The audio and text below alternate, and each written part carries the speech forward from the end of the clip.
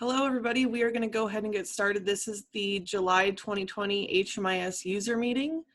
Please enter your agency name in the chat so we know who is participating.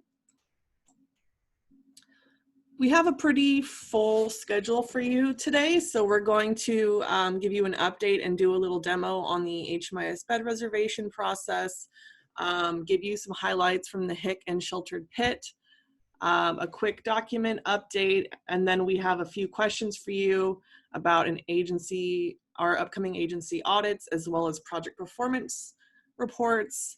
And then we have some feedback on the HMIS user survey, as well as some next steps from that. And then we'll wrap up with some Q&A. All right. So first up, starting today, there is a new process in HMIS for emergency shelter bed reservation. So I want to give you a quick demo and go over what that's going to look like now. And as I'm going through this demo, if your agency is not participating in this process for bed reservation and you are interested in it, please enter a ticket with the HMIS help desk. Right now, the bed reservation process is only for families, but we are open to expanding. So if you're a family or an individual, please let us know so we can start thinking about that. So let me pull up the demo.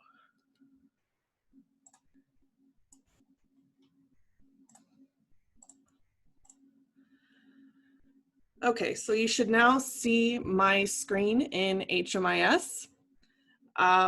So for the bed reservation process, I'm going to start with the role of the access points. What you will do is you will still enroll your client in the family coordinated entry project like normal.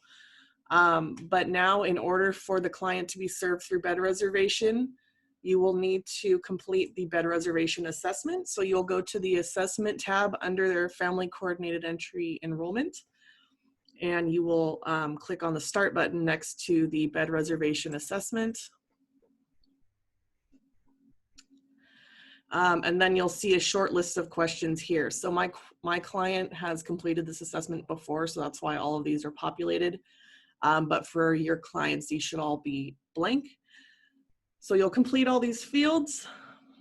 And then, so as part of the bed reservation process, now we're also working on implementing eligibility criteria for the emergency shelter project. So you'll notice down here at the bottom, I have a question that asks, does your household currently include a child that is younger than 6 years old? So I'm gonna say yes for this client. And then when I get to the matching part, I can show you how that works. So I'm gonna complete my assessment and save it. And then I'll be taken to this eligibility screen. So in addition to the assessment, you will have to complete or upload a file for your client in HMIS, which is either the homeless verification or the chronically homeless verification, which is on this files tab here. So to do that, you would just click on add file.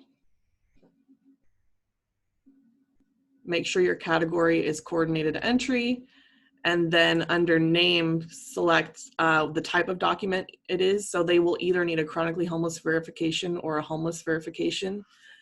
So you'll select that and then find the file in your computer and upload it. So once you have both of those items, you're gonna add your client to the community queue. So I'm gonna go back to the assessment I just did.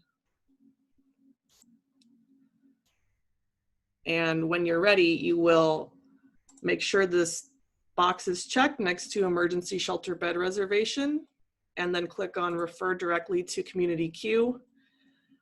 If you have any notes you would like to add about this referral to the community queue, you can add them, but it's not required. And then you will click on send referral. So now my client is on the community queue. And you can look at that by going to the referrals page and going to the community queue. And you will see now we have a coordinated entry queue and an emergency shelter queue. For our purposes, we are looking at the emergency shelter queue, and you'll see the client I just added. So I see some chats coming in. Let me see if there's any questions. None so far. Okay. So this is what the access point has to do in order for their client to be added to the emergency shelter bed reservation. The only other thing they will need to do is on a weekly basis, they will need to enter a service under the family coordinated entry enrollment in order for the client to receive a match through the emergency shelter bed reservation. And the reason for this is to make sure that the access point is in contact with the client and the client does still want housing through emergency shelter. So you would come down to this waitlist service and select needs emergency shelter, and then on a weekly basis you would just put in the date and submit, and that just signifies that yes, they still want to be served through emergency shelter. Okay, so that is the access point process. Now for the matching process, which right now is just the Family Solutions Collaborative. They will go to this community queue screen and select emergency shelter bed reservation. And this will show them a list of the clients that are waiting for match to an emergency shelter. So I mentioned the eligibility, so let me show you that.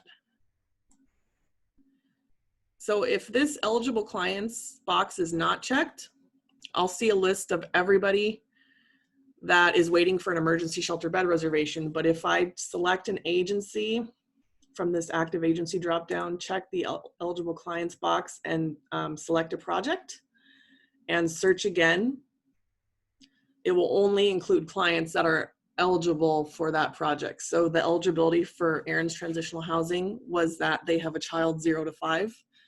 And because I said in the assessment that I do have a child that's 0 to 5, that's why this client is showing up. So what the Family Solutions Collaborative will do is they will select their client, and then they will reassign them to the appropriate project and opening, and then save. And that's all they have to do for matching. Let me just match one more.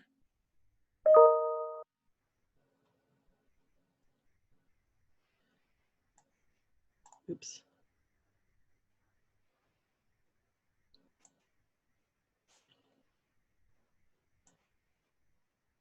I will match him.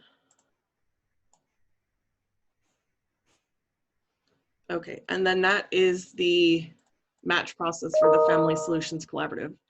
And when the Family Solutions Collaborative makes a match, the administrators at the emergency shelter will receive an email saying that a client has been matched to their unit.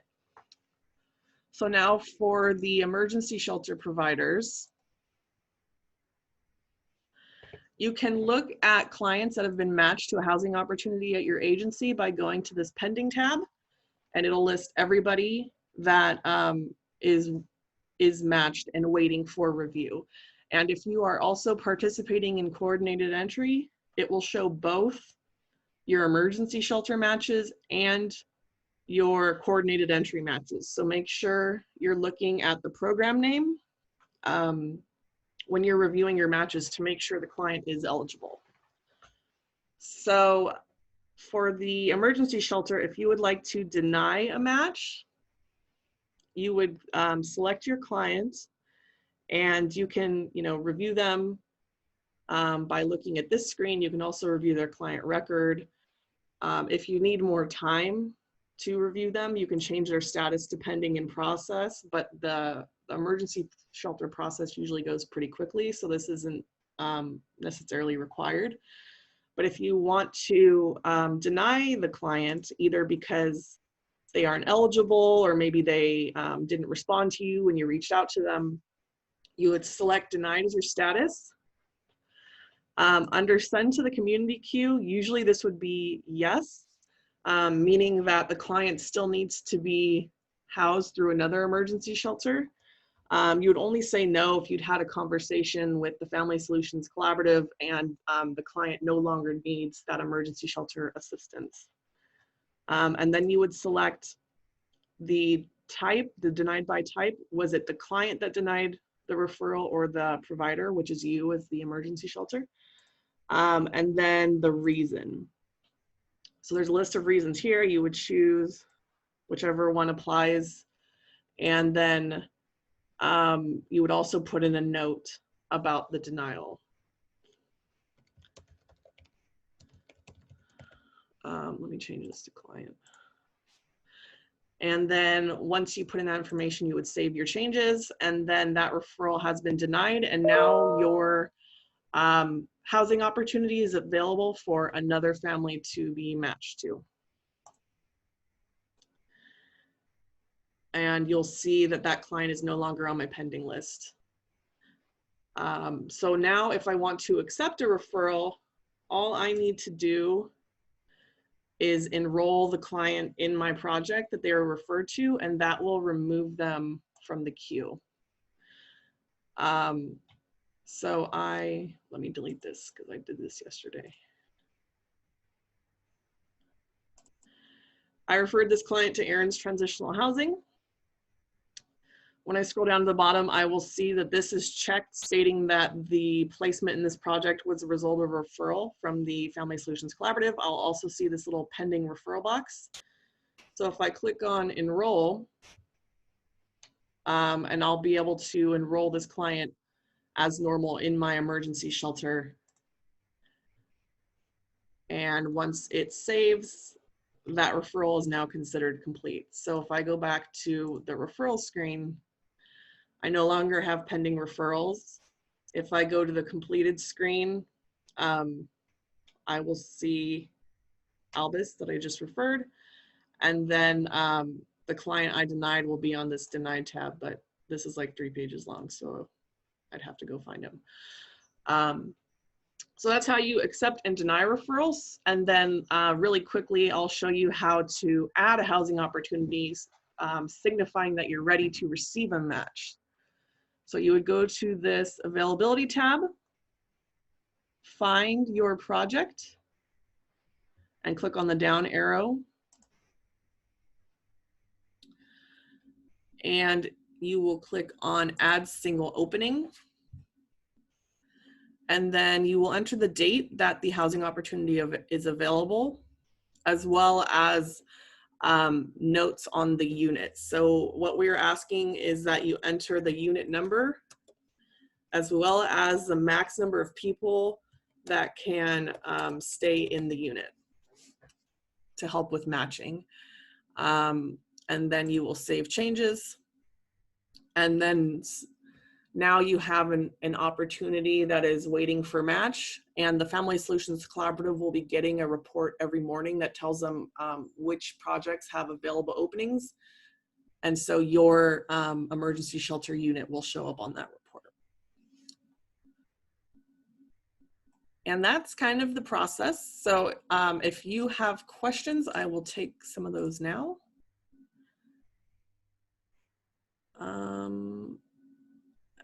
I am getting a comment that someone's trying to add an opening, but it does not have an arrow and won't allow me to add anything. Sarah, I'll look at that after this call for you. Thanks, Erin. Any other questions about the bed reservation process? While I wait for anyone typing, if you are already participating as an access point, and you have households that are still waiting for emergency shelter as of today, you will need to complete that bed reservation assessment that I mentioned, so that they can be added to this community queue. If you are an emergency shelter that is already participating In this process, you'll need to add your available units like Sarah is trying to. And if you know that you're part of the bed reservation process already and you do not have access to this referrals page, and you'll know if you click on the search button on your home screen, and then this referrals will be here. If you don't see this, you don't have access to the referral screen. And if you don't have access, you will need to complete the HMIS coordinated entry training, since the processes are the same.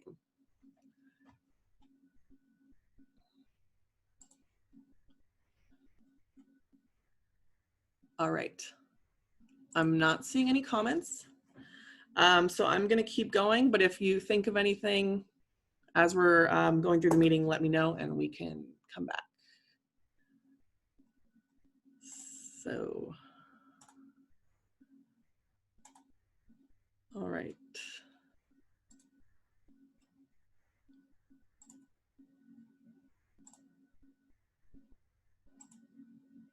Adriana? Can you hear me? Yes. Okay, good morning, everybody. I hope you all are doing well and staying healthy. I have great news about the Hick and Pit. Last week, we submitted our final data to HUD, which is really, really exciting because, as you know, this process has been very long for obvious reasons. We started back in January, so after 5 months of continuous work, we are very glad to have finished it. As I said many times before, I want to thank you all for all your work, your hard work during this long process.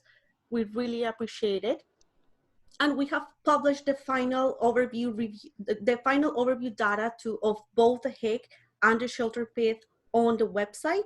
So you can see those links in the homepage and also on the reports page. And Erin will talk more about that. Yes. Oops, hold on. All right.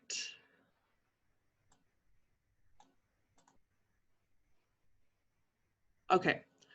So some of you may recognize this document. We shared this at the last COC board meeting, but I wanted to share it with all of you. I'm not going to go through everything on this report, but it is available on our website, like Adriana mentioned. So if there's anything you want to kind of dig into a little bit more, feel free to do that. So I'm going to start with the Hick. In this top left chart, you can see the change over time by project type. So we had an increase in beds for our emergency shelter year-round projects, as well as our permanent supportive housing projects and other permanent housing projects. We maintained for emergency shelter seasonal beds, and then we had slight decreases in beds for transitional housing and rapid rehousing. And our total bed count for the 2020 Hick was 7,036 beds, which is an increase of 417 beds from last year. You can also see that it's almost a 50-50 split in beds between beds for households with adults and children and those with adults only. And we also did the breakdown by project type, and you can see that for all project types except for emergency shelter year-round, that at least 50% of the beds are for households with children and adults, and only emergency shelter year-round beds have a majority for households without children. We also included the number of special population beds here, as well as the distribution of these beds over the different project types. The highest number of special population beds is veterans, followed by chronically homeless, and then domestic violence, and we only have a very few number of youth beds. And then also for bed utilization, you can see how we're doing by project type. Overall, 93% of the beds that we have on the Hick were filled.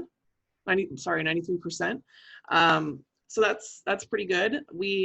Our lowest is emergency shelter and transitional housing. Well, not our lowest, but these are usually where we struggle the most. And then our lowest is other permanent housing, although this is a much smaller number of beds. And down at the bottom, you can see our HMIS participation. So this is looking at the percentage of our beds that are on the HIC that are participating in HMIS. This excludes underdevelopment, overflow, seasonal, and domestic violence beds. So it's just looking at year-round beds for agencies that are not domestic violence, and you can see how we're doing. Emergency shelter and transitional housing have been the two project types that we struggle with the most getting into HMIS because they have the least amount of federal funding. But we are improving, especially for emergency shelter. And then on the left side, you can see how many projects these beds represent.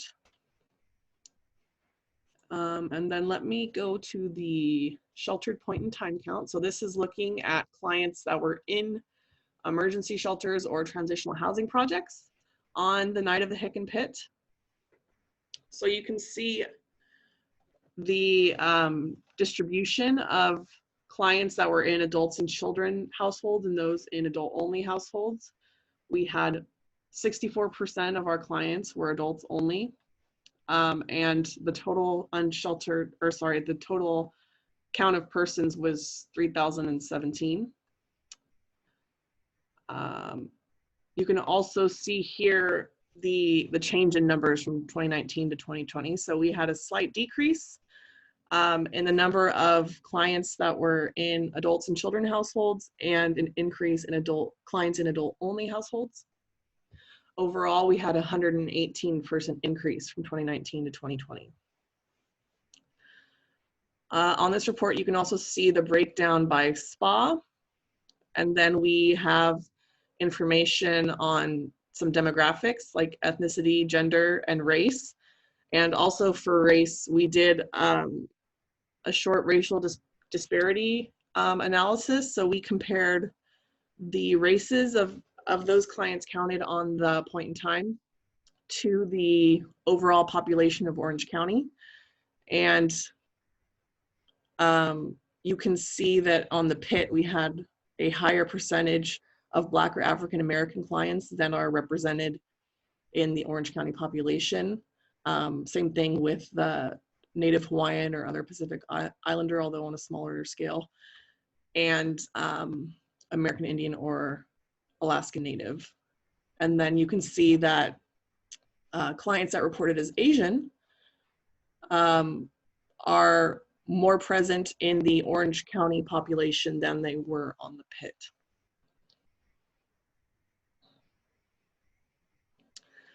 And then to kind of wrap it up, we included some information on the clients that reported different types of disabilities. So in this chart on the left, a client can be in multiple bars if they have multiple disabilities. So on the right, we showed the number of clients that had a certain number of disabilities, so you can get more of a unduplicated count of clients with disabilities. And so 37% of the clients counted on the PIT had at least one disability reported. And then finally at the bottom, you can look at some of our special population information.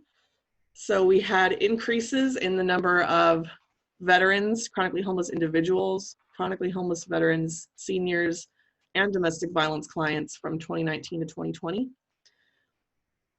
And then we had slight decreases in the number of chronically homeless families, as well as youth. So like I said, these reports are published on our website if you'd like to look at them more closely. Any questions about these?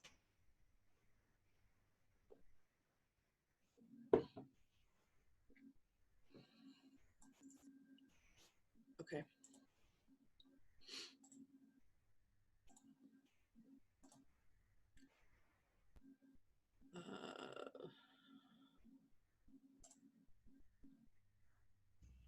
Casey?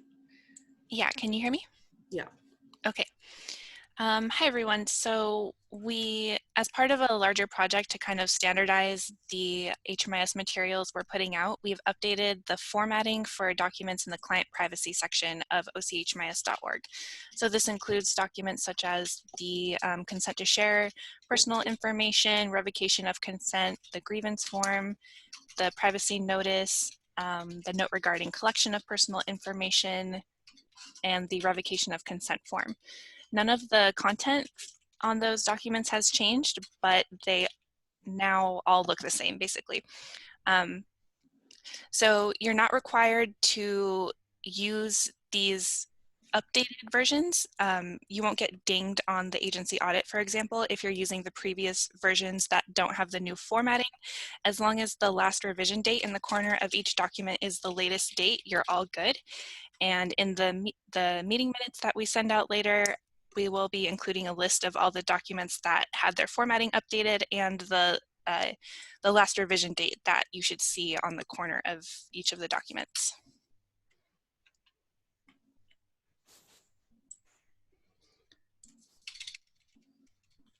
Okay. So speaking of the agency audits, because the COVID-19 crisis is still ongoing, the 2020 HMIS agency audit process is changing. So this year, HMIS staff will not be visiting your agencies in person to complete the HMIS agency audit. Instead, we'll be using a combination of a form that you'll fill out in advance that contains many of the questions we normally complete during the audit. And after you complete the form, we will have a virtual meeting where we will discuss the form and any other items that come up. So this is going to be a pretty big change, and we want to get your feedback on the new process. We will be holding a focus group over Zoom for agency administrators to discuss the new process and address any questions or concerns you might have about the 2020 HMIS agency audit process. In the materials we send out for today's meeting, we'll be including a doodle poll to determine the best time for everyone. And I'm going to put the link to that in the chat box now, so that you can participate if you're interested. So yeah, if you'd like to participate, please fill out the doodle poll or submit a ticket to the HMIS help desk, and we'll make sure that you get included. And that's all on that. I'm not seeing any questions. Okay. Okay, so this month again, we're going to have another poll about project performance reports, asking where everyone's at in terms of being able to complete project performance report related data corrections. It's a simple yes, no this time. Just, do you feel like your agency is ready? Not quite ready yet? I'm going to launch the poll now. Okay. So we'll give everyone a few more seconds to respond.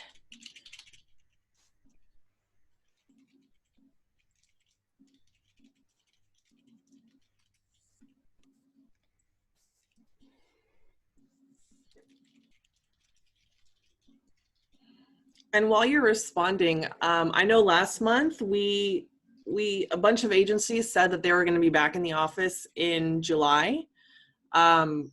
So if you could let us know in the chat, did that happen, or is your agency still working from home?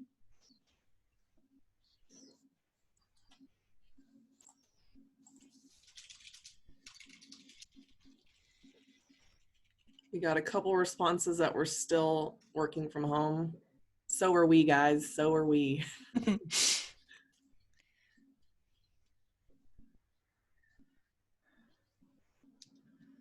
All right. In office postponed, still working from home. Okay. Just a couple more seconds. We only have 19 people that responded out of 50. Oh, we hit 20. All right. Telecommuting through the end of July. Okay. All right, so I'm going to end the poll. And 57%, which was 12 of you, said that you were not ready to begin project performance data corrections. And 9 of you said that you are. Another, I guess, comment you could add is there a certain project type that you are ready to begin with? Like, does it depend on project type at all? Or is it just overall like, no, working from home, it's too hard? And if you don't have a project type, don't say that project type. Yeah, no helping your friends out.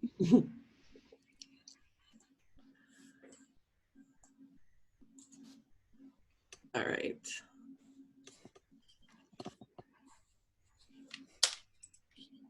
Gary's confident. I like it, Gary.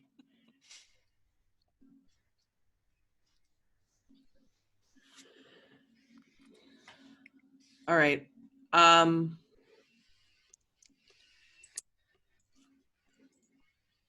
So it seems like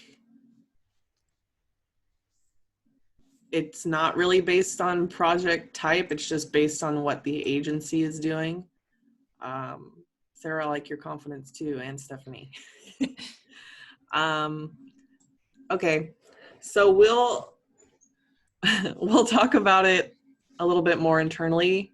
We would like to get them started again, just because the farther behind we get, the more catch up we're going to have to do. But we will check back in with everybody again next month.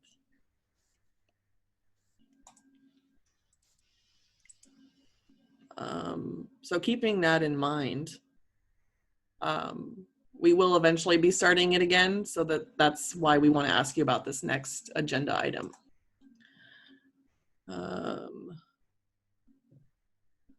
Linda, where are you? Okay. So Oh, there you based are. on the, can you guys hear me? Yeah. Okay, perfect. Okay, so based on the HMIS user survey that we sent out last month, a majority of users responded that they would like to incorporate the review of the project performance and data quality results. So this is a process that we would like to start implementing. So with that being said, we would like to do a quick little poll and ask a couple questions just to get an idea of how your agency would like to proceed with the process. Let's see. All right. So this poll, we, like Linda said, we want to be able to talk to you individually about how your agency is doing with data quality and project performance. Obviously, this will be delayed until we start pulling these reports again. But when they do, how do you want to talk about this? Do you want this to be part of the HMIS agency audit? Or would you like it to be a separate meeting than the audit, so you can kind of focus on the audit? And then the second question is, how would you want to do this? Would you like it to be a virtual meeting that we do as soon as we start publishing reports again?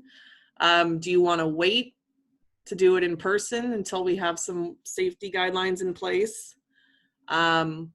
Or something else? And if you say other, please put in the chat what that something else is.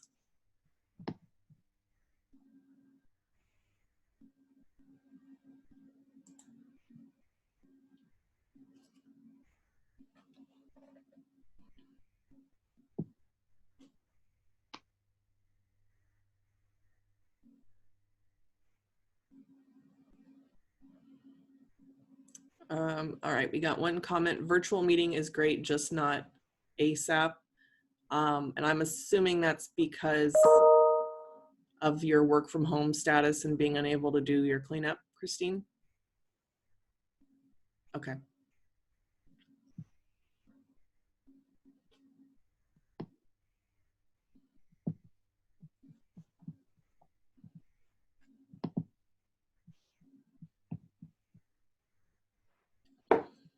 All right, so I'll give it a couple more minutes. So far, I'm seeing the majority of you would like it to be separate occasion from the audit. If you disagree with that, now's the time to put in the other answer. And then so far, most of you are liking the virtual meeting option.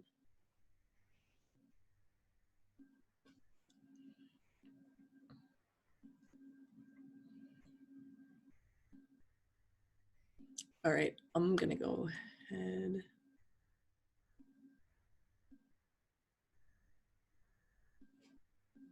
I'm going to go ahead and end the polling and share the results. So like I said, the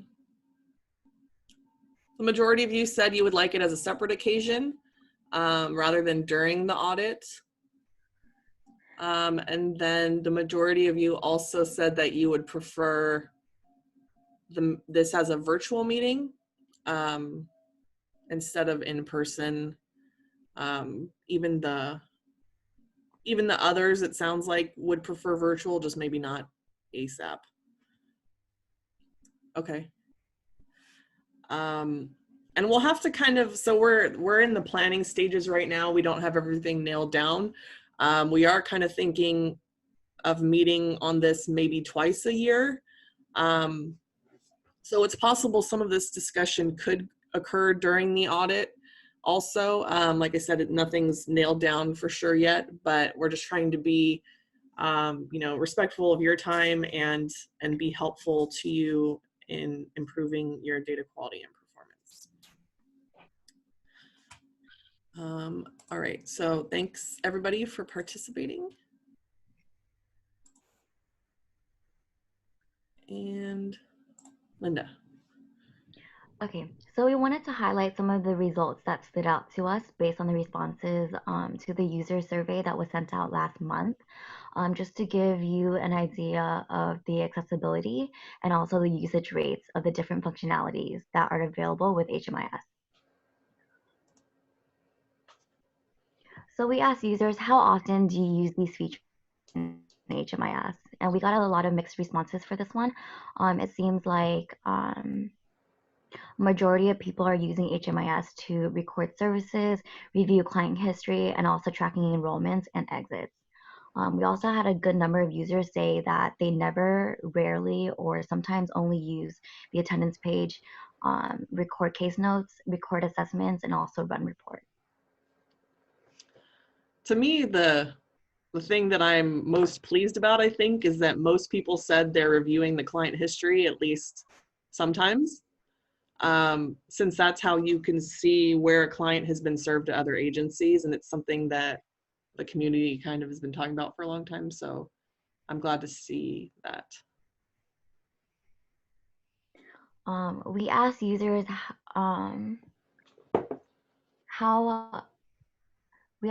how easy it is to use these features. And we're glad to see that a lot of you are, wait, is this the right? I don't know, it's next. Okay.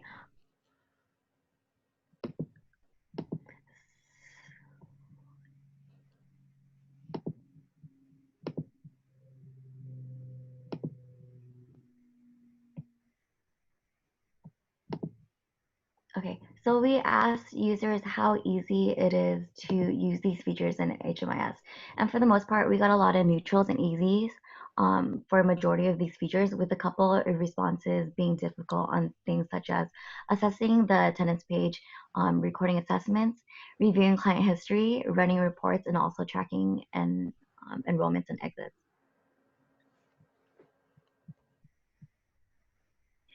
We also asked users, how often do you use these resources listed here? We are glad to see that a lot of people are using HMIS and also accessing our website, but it does seem like not a lot of people are using the YouTube training videos as a reference. Another one would be the help desk ticket system, but that would be explained because only agency administrators are using that function. We also asked users how easy it is to use these features.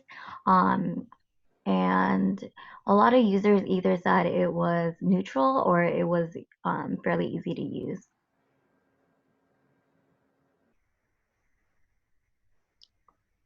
And then last but not least, we asked that you rate the quality of support that you have received from the HMIS team in the past.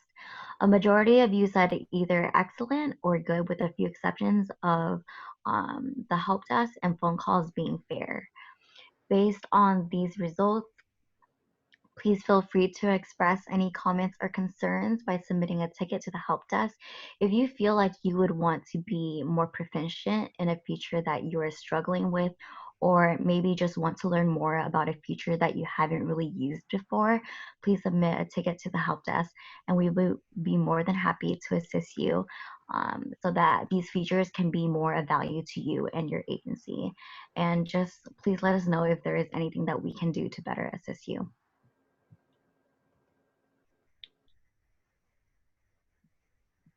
And then Casey, I think you had a couple of specific comments that you wanted to talk about. Yeah, can you hear me? Yeah. Okay. So we also, in addition to answers to the multiple choice questions that we included in the survey, we also got a lot of really great comments. And we wanted to highlight two in order to show you some solutions that are already available. And the other comments we're using internally to make decisions. So for both comments, I'm going to kind of break down the different functionalities referenced. Can I share my screen, Erin? Yes. Just a second. Okay. Go ahead. Okay.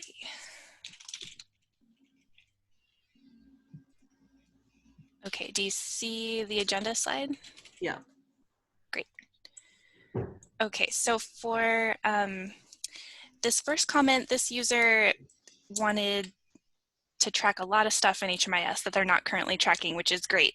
So first we're asking if you recognize this as your comment to get in touch with us, specifically about the budgeting, obtaining employment, and stabilization of mental health aspects of the comment.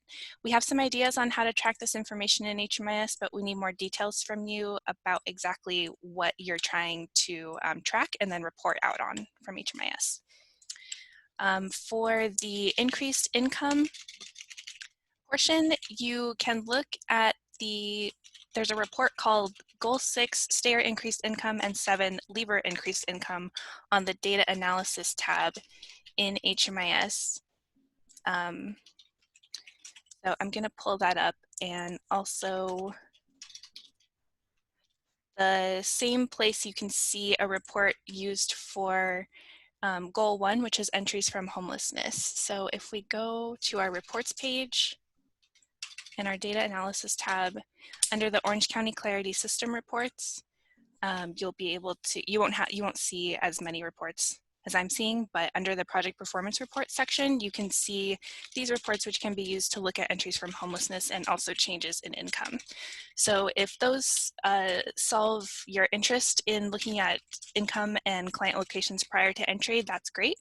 If not, feel free to submit a ticket to the HMIS help desk, or as we'll talk about in more detail later, we're going to be having a webinar on how to use Looker from scratch, basically, which will be on Thursday, July 30th.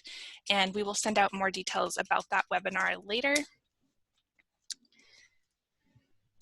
And then going back to the comment, this person also wanted to look at transitions to permanent housing, or any exits to permanent housing.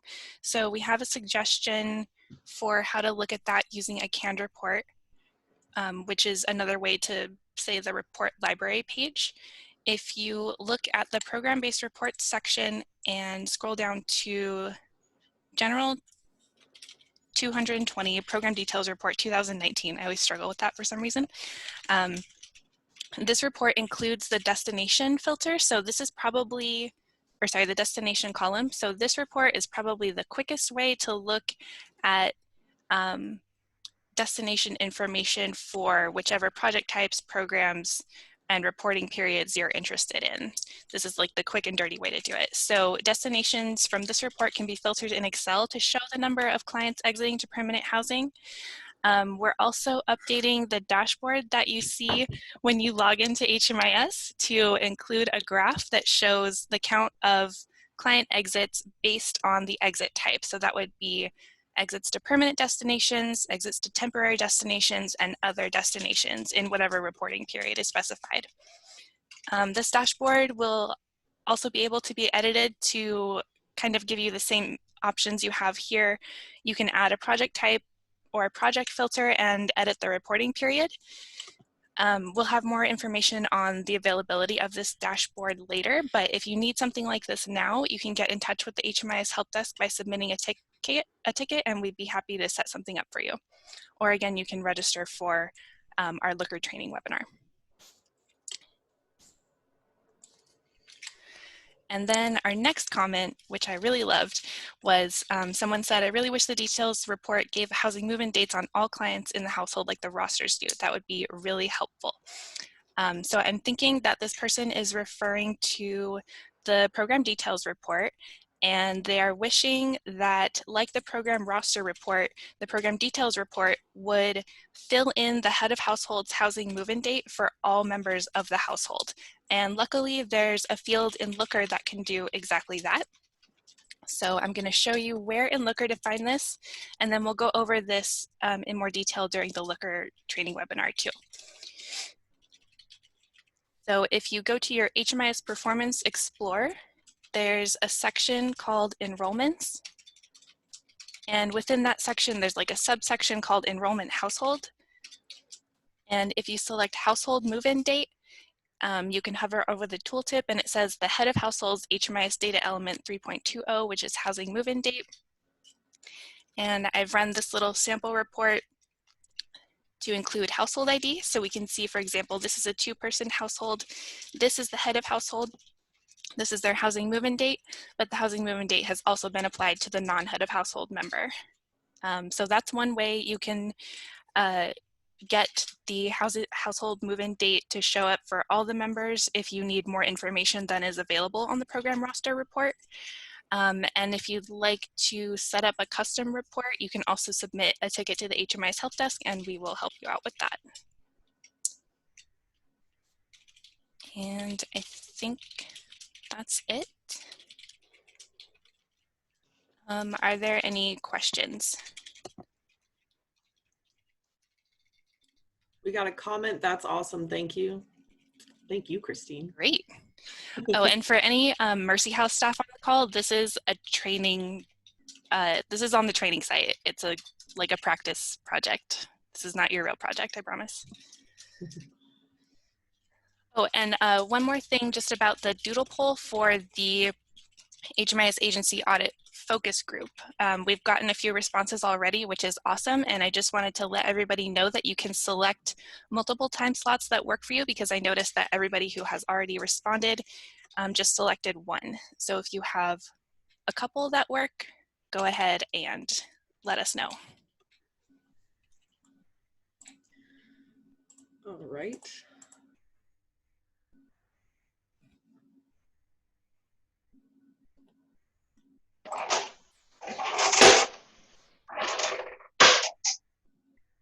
All right, let's see.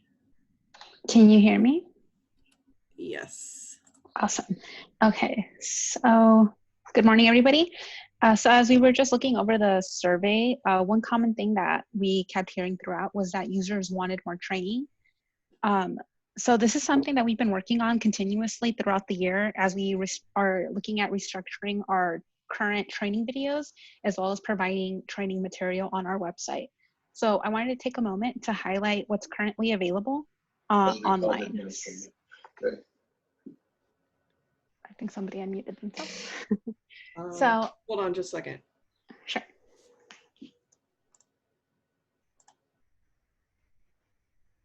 Myra? Oh no, hold on. Can you hear me?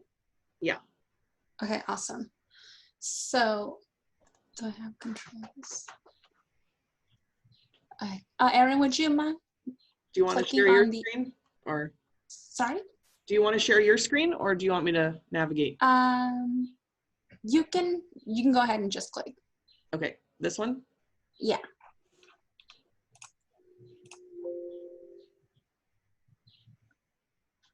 So one thing that we currently developed was using a glossary plugin on our website.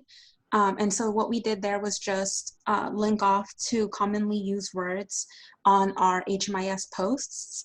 So if you want to click on the home page real quick, just so they can see an example of this. So how this works is that on the first occurrence a term comes up, it's going to give you the definition of that term.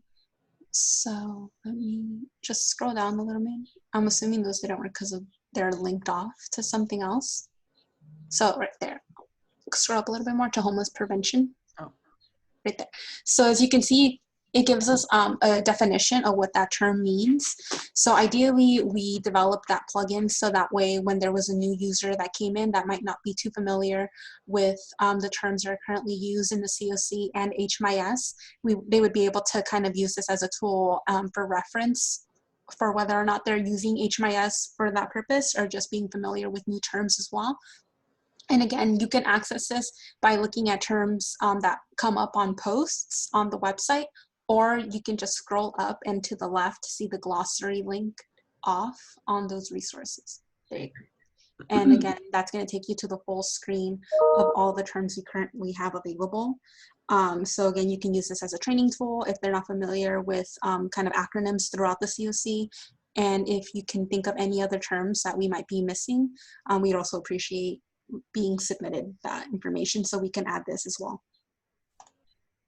So I also wanted to quickly go over the other trainings we currently have available on the HMIS cheat sheet and flowchart tab. So how you can access this is again on our HMIS website. If you go down on HMIS help, there is a HMIS cheat sheet and that's going to bring you to this tab. So we don't have to click off on every single one, but I did just want to give a quick overview as to what each of these are.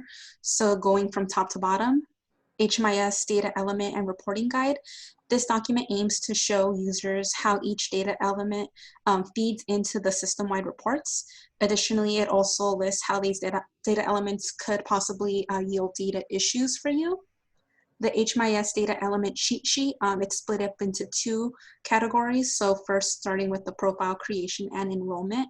That part of the cheat sheet tries to help users form questions that will help them get those data elements from their clients. Since some of these elements could be a little awkward to ask, we kind of have these guided questions to help users with that.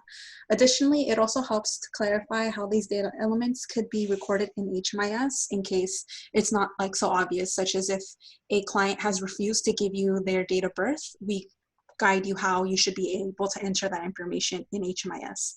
So just like the profile creation and enrollment screen, the exit, annual, and status assessment. Sorry, I have a cat and she's trying to attack me. Okay. Sorry. So this part of the guide helps to clarify how and when certain data elements should be recorded in HMIS as well. Specifically, those ones cover data exit date, determining destinations, and when to complete assessments, since that tends to vary depending on project type, where they're going, and if whether or not they're a single individual or part of a household. If the next guide is the HMIS coordinated entry cheat sheet. So this guide discusses how data elements affect clients that are in CES and how it could affect their housing opportunities while in CES. It also aims to clarify when data elements should be recorded as well, and it details data elements for access points to look at, all coordinated entry users to look at, as well as housing agencies, because there's multiple parties that kind of feed into that system. So as I mentioned, because CES involves a lot of different moving parts, specifically it involves the CES matchmaker, access points, and housing agencies. We've come up with 3 different flowcharts so that you can see an overall picture of how CES would look like for that specific role from beginning to end. So it's split up by role if you want to see how that looks like for each stage of the party. The next one on that list, we have a disabling condition flowchart. In HMIS, the way we track disabling condition involves not only stating if the client has a disabling condition, but also identifying which condition it is. So the chart helps to guide users in determining if a disability that the client is reporting is one disabling and if it should be recorded and identified.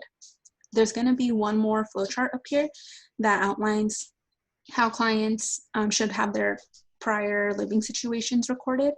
I know as of right now, the enrollment screen doesn't have any guided question, but rather phrases such as approximate homelessness started.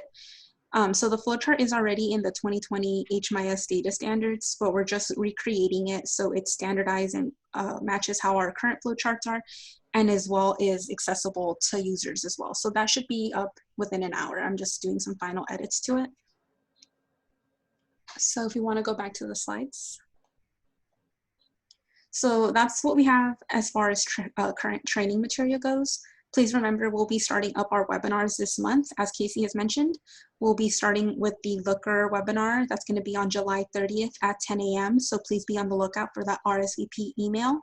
After that, we're going to go into the CES webinar training, then the agency admin and data quality, and then we'll go back around to the HMIS Part 2 training. So we're going to keep it in a quarterly rotating basis. So if you're interested in any of these or get new agency on staff between the time, please be sure to make sure that they are a part of that webinar. One of the last things I wanted to share with the group is our upcoming training videos. We have reviewed our current training and have analyzed the videos we will be recording and restructuring so that they flow better. So I wanted to go ahead and start with the HMIS functionality. So this is a flowchart that is going to be outlining the entire HMIS from start to beginning. So it's kind of a lot, but if you can look at the gray squares, those are just concepts. So whether or not a client leaves, exits, anything that might come up. And then in the blue, we're seeing the videos that we're going to be re-recording and offering as trainings. So we try to cover every situation, and we'll be leaving this flowchart up for users to use and refer to when they want to see the entire HMIS overview as far as what could happen for a client while they're enrolled in a project. We have also worked on an overview for coordinated entry, so we can click on that link.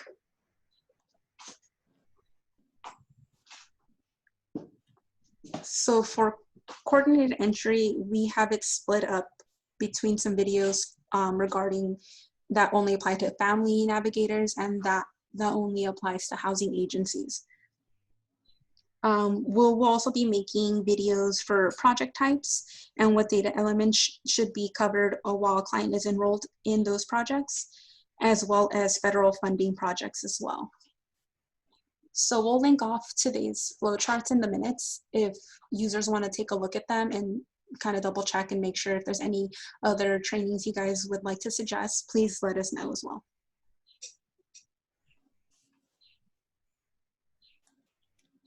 All right, any questions about the training materials that are available now as well as what's upcoming? And we didn't list it here because it's not new, but we also do have the knowledge base articles, so don't forget to check those out also if there's something you need right away. But we're hoping that this new webinar training schedule as well as these revamped videos will satisfy some of your training needs, and for those of you that are agency administrators, help you with training your new staff coming in.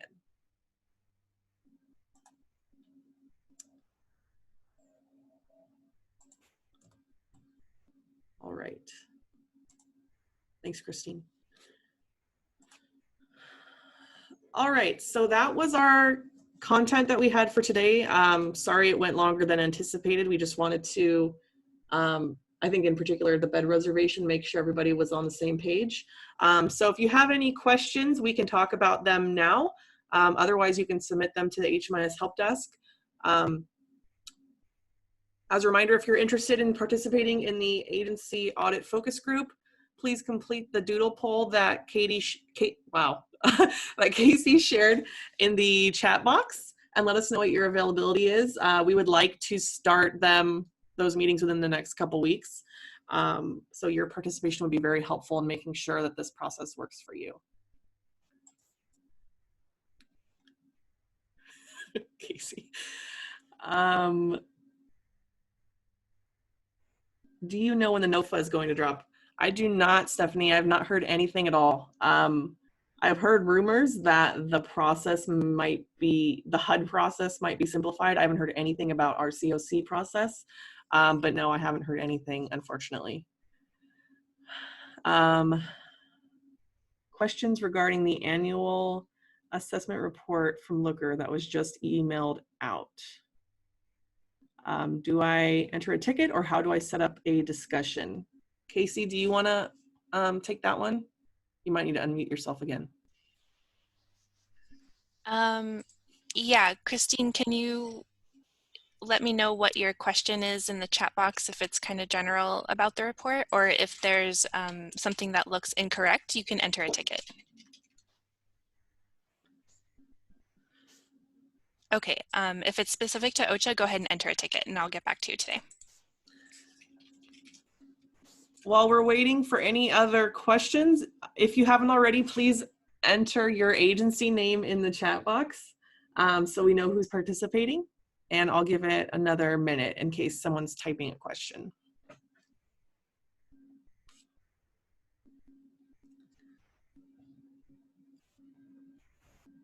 As usual, these slides, as well as meeting minutes and this recording, will be sent out to all of the agencies. Maybe this week, I don't know, because of the holiday, or early next week. And the meeting minutes will include some more details on what we talked about.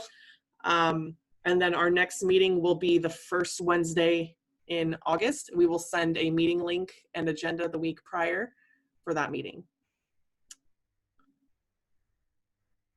All right, I'm not seeing any questions, so I'm going to wrap this up. Thank you, everybody, and we will talk to you next month.